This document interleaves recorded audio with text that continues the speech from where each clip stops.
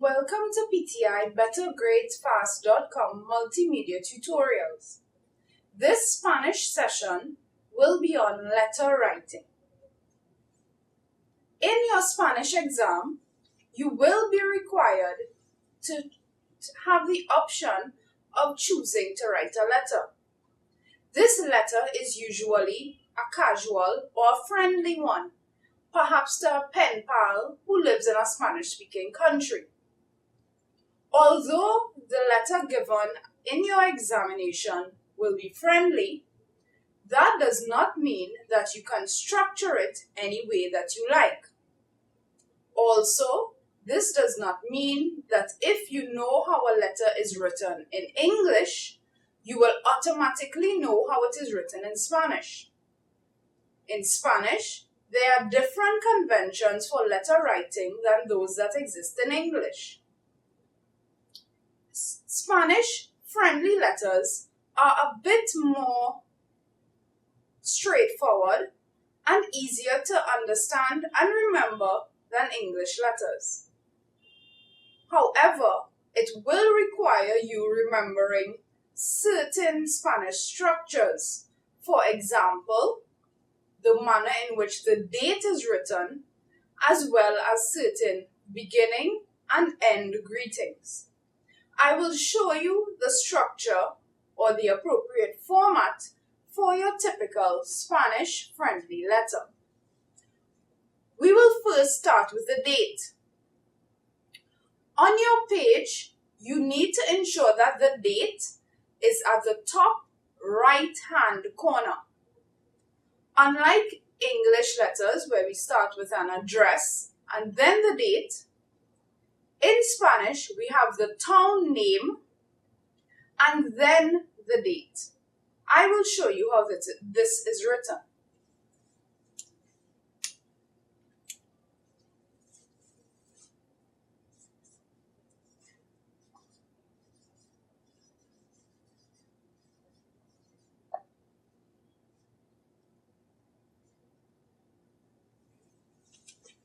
So first we have the town name.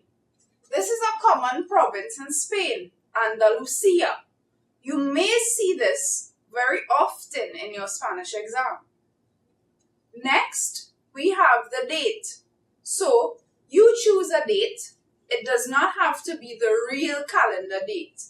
You can choose a past year or a past day. Just a little hint.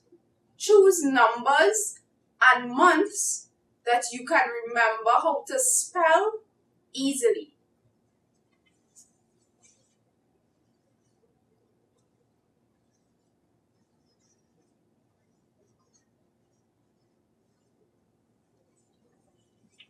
So for example here, I have Andalusia, the town name, el 2 de enero, the 2nd of January. Next, you simply put the year.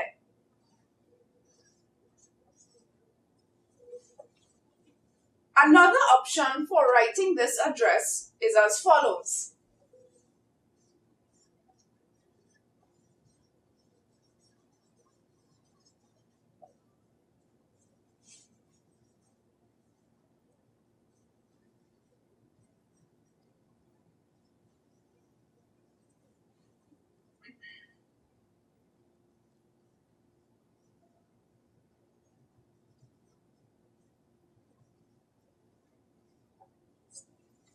Now it is a bit longer and it will require more space, but it is acceptable to put the whole words for the digits included.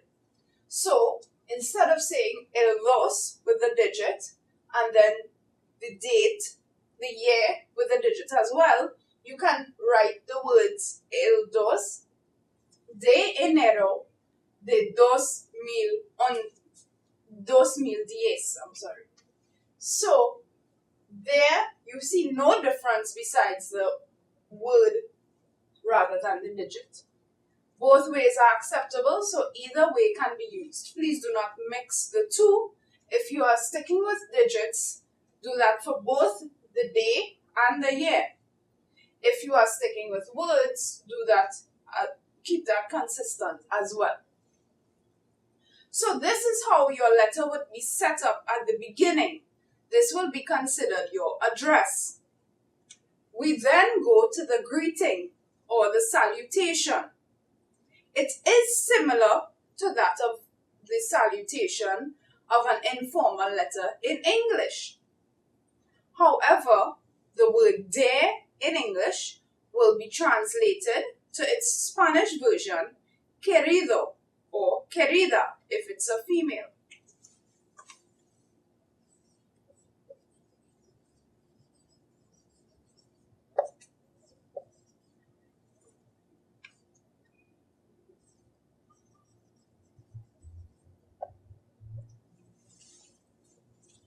Between the address and the greeting, you need to skip a line.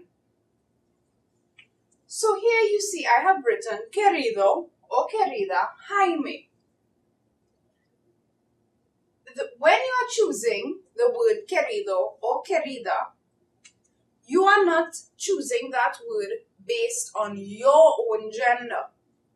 You are choosing it based on the gender of the person you are writing to. So in this case, I am writing to Jaime, a boy.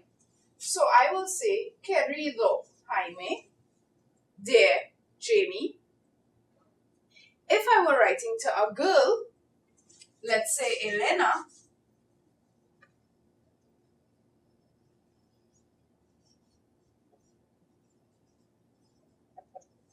we would then have querida Elena, because your adjective de, querido or querida, has to change according to the person you are addressing. Similarly, if you were addressing more than one person, so you were addressing some friends rather than one friend, you would say queridos amigos, dear friends.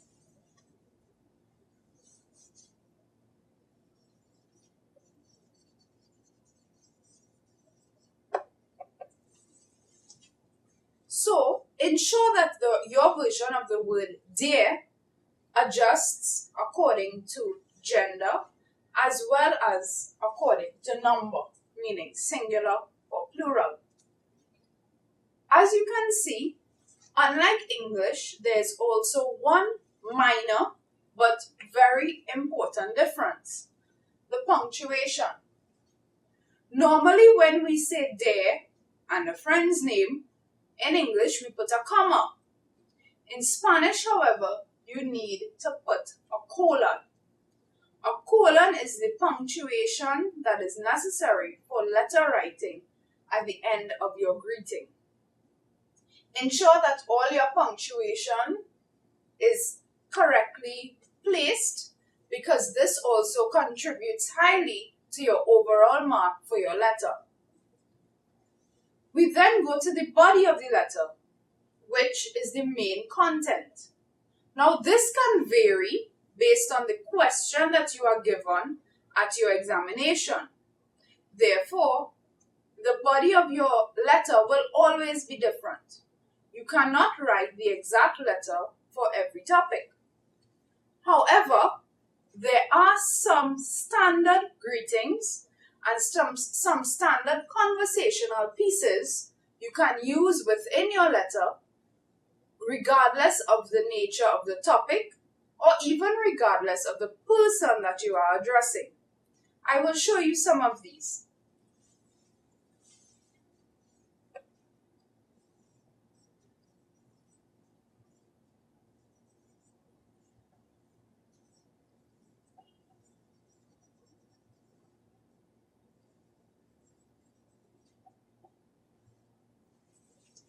You can say, after saying dear friends, you can simply start by saying, how are you?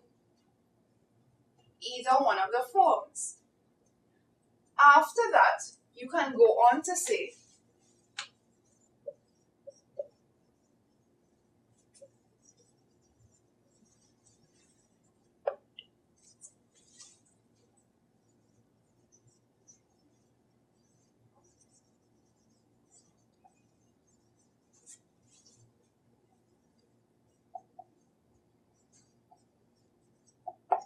either one of these you can also include. Espero que bien, which means I hope fine, after asking how are you, I hope that you are fine. Or espero que todo esté bien. That means I hope that everything is fine or everything is well with you. Either of these, including either ¿qué tal? And espero que bien, or ¿cómo estás? Espero que todo esté bien. Either of these can be used at the beginning of any letter because you need to reintroduce your familiarity with the person that you are talking to. So, this letter could have been about a trip, or a complaint, or even a request or an invitation. But these beginnings can be used for any of those letter contents. The rest of the body would be based on your creativity. However, when we get closer to the end of the letter, there are other standard end formats that we can use. So, depending on your familiarity with the person that you are speaking to, you can simply say,